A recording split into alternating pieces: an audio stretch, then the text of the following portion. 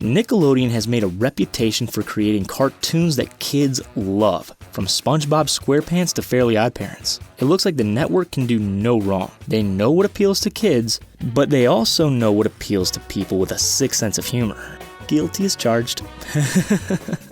Join us as we take a look at 10 times Nickelodeon shows were not for kids, ranked from funny to plain inappropriate. You might be surprised at what you're about to witness. Some of it is more X-rated than you might think.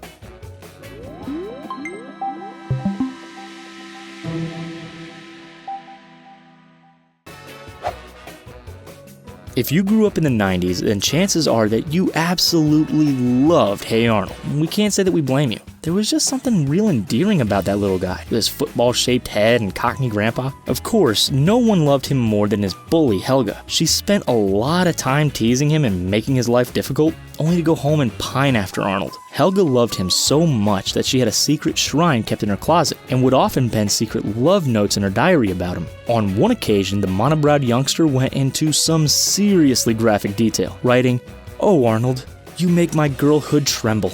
Luckily, we were young and innocent enough to not really understand what Helga was talking about at the time, but still, don't you think that that's a little over the top? We could have gone our whole lives without knowing that one. Even the parrot looks shocked, and that's saying something. Arnold, you make my girlhood tremble. Girlhood tremble. There was nothing quite like Rocko's Modern Life. The show ran on Nick for just 4 seasons before being axed in 1996.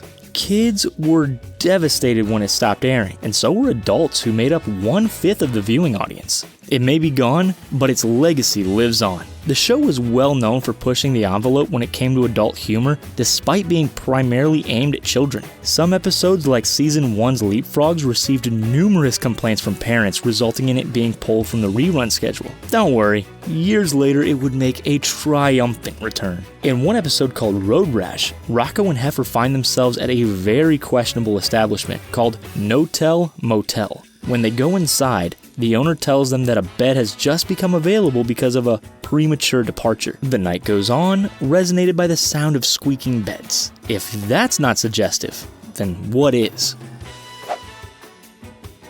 Rugrats is arguably one of Nickelodeon's most successful shows. It had a good run, debuting on the network in 1991 and holding its own for 9 seasons. The series also spawned 3 popular movies, which grossed over $299.6 million. Hardly chump change, is it? On the whole, Rugrats kept it pretty clean for the kids and didn't involve too many adult jokes. It didn't really need it. We liked watching Tommy, Chucky, and company be their innocent little selves. However, the writers did throw a couple of gems in there to make sure that we all stayed entertained. In the first movie, the gang head into the baby ward at the hospital to try to pick up a newborn that Tommy's mom might like. Yeah, they don't really get into the whole concept of giving birth, but that's okay. They're babies themselves. Like any self-respecting family movie, the characters burst into song. One baby looks down at his stomach and complains that his cord is gone, while another lifts up his nappy and says, "Consider yourself lucky." Get it? We hope so, otherwise you might need to talk to your parents. We told you that Rocko's Modern Life was often on the naughty list, so it's no surprise that it's on this countdown more than once. He's just such a naughty little scamp.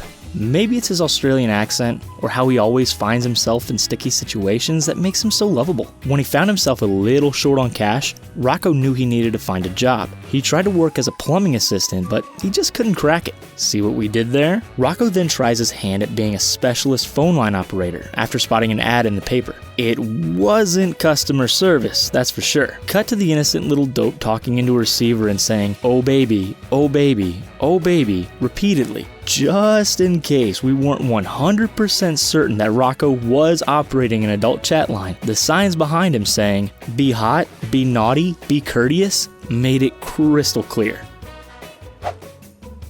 If Rocko's Modern Life pushes the envelope of what's acceptable in kids' TV, Ren and Stimpy stomp on it, spit on it, and throw it in the trash. Honestly, there's very little about this show that made it okay for kids to watch. Throw in some foul language and it's basically Sausage Party before Seth Rogen had a chance to come up with it.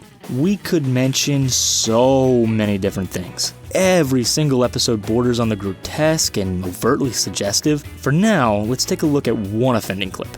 Ren and Stimpy are being their usual weird selves when Ren attaches a saw to his belt in a way that makes it look, well, you know. That's not even the worst part.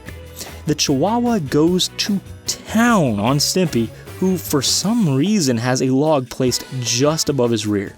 This reference was so bold and brazen, it's amazing it got past censors. No wonder millennials are so messed up. This is what we had to watch as kids. Spongebob. Isn't he just the weirdest little sponge that you've ever seen? In fact, the whole premise of the show is really out there, but cartoons often are. Since its conception in the late 90s, Spongebob Squarepants has continued to be one of the network's frontrunners. It's so successful that over the course of its run, the show has generated a staggering $13 billion in merchandising revenue alone. Let that sink in. Part of the reason the residents of Bikini Bottom are so popular is because of the way it's written. Creators knew that they needed to capture the hearts of adults too, so they threw a few jokes in here and there that only the oldies would appreciate. At the beginning of one episode, SpongeBob is sitting in front of his TV watching a sea urchin dance in a very suggestive way. When Gary comes in, SpongeBob quickly turns the channel to sports. He knew he was caught out, Gary knew he was caught out, we knew he was caught out. Fans were left saddened when Fairly OddParents creator Butch Hartman left Nickelodeon in 2017, taking the show with him. Although it was never strictly cancelled, we've also not had any new episodes. Still, it ran for 10 seasons on the network, which means we've got a lot to treasure. In one particular episode titled Croc Blocked, Mr. Crocker is subjected to torment. Timmy manages to turn his teacher invisible by wishing really hard. Why didn't we have that talent in school? Unfortunately, the wish sort of backfires. Mr. Crocker gets into all sorts of mischief when he's see-through, enjoying the newfound freedom that his invisibility gives him. When it wears off, he's the last to know, and he walks into class butt naked, thinking that no one can see him. A little creepy, isn't it? Even the strategically placed apple in front of his crotch doesn't do much to distract us from the fact that this is a teacher in front of his students, letting it all hang out. Poor Arnold. He's so innocent and football-shaped. Everything just kind of happens around him, and he's blissfully unaware of the filth. When Helga isn't harassing him and Gerald isn't trying to get him to play ball, Arnold spends his time wondering what his eccentric grandpa is going to get himself into. Grandpa is definitely one of the best characters on the show, and the relationship between the two characters is both hilarious and sweet. Plus, we all wanted a bedroom like Arnold's with that epic skylight, didn't we? You can't get much cooler than that. Anyway, we're here to talk about inappropriate stuff, right? How about a poster with a "Try My Sausage" on that points into an alleyway? It's a small, hidden joke, but once you spot it, it's hard to forget. You might think we're immature, but come on. Writers knew what they were doing with that one, and it's glaringly obvious. You can't deny it. Let's hope Arnold declined that invitation. Ren and Stimpy are at it again with this next entry from the spin-off show Adult Party Cartoon. This spin-off aired a lot of content previously banned by Nick, giving writers the chance to really go wild. Of course, by that point, the show had already established an audience primarily full of kids, but creators didn't really seem to mind. In the episode Human Women, the pair find themselves riding in a car with a creepy-looking guy who asks them if they like women. Ren nods excitedly, but Stimpy looks confused and asks his buddy what a woman is. Ren tells him to be happy with what he's got, and all of a sudden, Stimpy is squeezing Ren all over in a completely non-PG way. Fans have speculated from the very start that these guys might be more than just good friends, which might explain why Ren is always so eager to try to prove his masculinity. He also didn't seem to mind much when Stimpy gave him a good patting down. For our final entry, we're back at Bikini Bottom, hoping we don't end up with some Krusty Krabs. Can we take a minute here just to reflect on the fact that the place is called Bikini Bottom? That's something else entirely we could go into. Ever since the show started, fans have wondered if SpongeBob is gay. Creators have never denied it, and have actually left a lot of giant hints in the show to suggest the theory is correct. In one episode, SpongeBob is struggling with his identity, while Patrick persuades him to shout it out loud. I'm ugly and I'm proud.